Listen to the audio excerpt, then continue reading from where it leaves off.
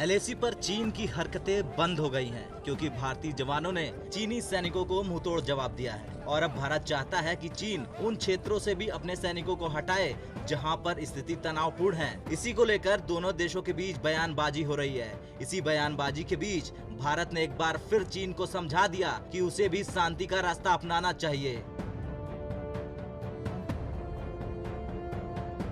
भारत ने कहा कि अगर चीन भारत के साथ संबंधों में प्रगति चाहता है तो उसे सीमावर्ती क्षेत्रों में अमन चैन बनाकर रखना होगा। इसके साथ ही भारत ने ये भी कहा कि चीन को हमेशा चिंताओं, संवेदनशीलताओं और प्राथमिकताओं का सम्मान करना चाहिए। ये बातें चीन में मौजूद भारतीय राजदूत विक्रम मिस्री ने ICWA यानी भारतीय वैश्विक कार्य परिषद और CPIFA यानी Chinese People's Institute of Foreign Affairs की 7वीं बातचीत में डिजिटल संवाद में कही।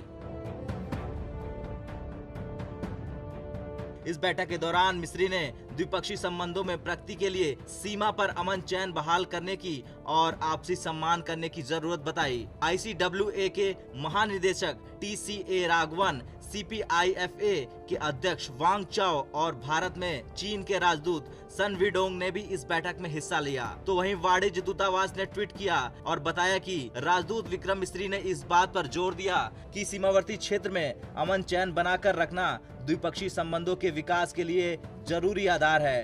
ट्वीट में यह भी कहा गया कि उन्होंने इस बात पर जोर दिया कि आपसी चिंताओं और संवेदनशीलताओं के लिए तथा एक दूसरे की प्राथमिकताओं के लिए सम्मान करना जरूरी है।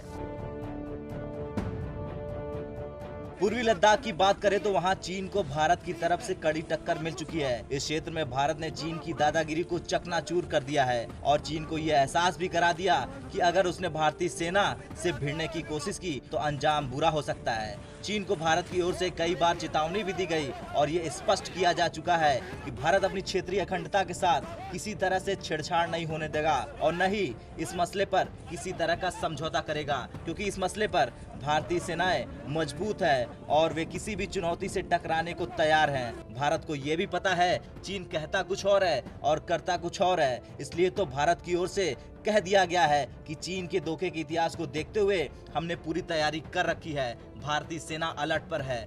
फिलहाल चीन ने अब भारत के साथ कोई भी चालाकी की तो वो खुद शेर के मुंह में हाथ डालने वाली हरकत होगी और ऐसे में उसे इसका परिणाम जल्द मिलेगा। ब्यूरो रिपोर्ट, भारत तक।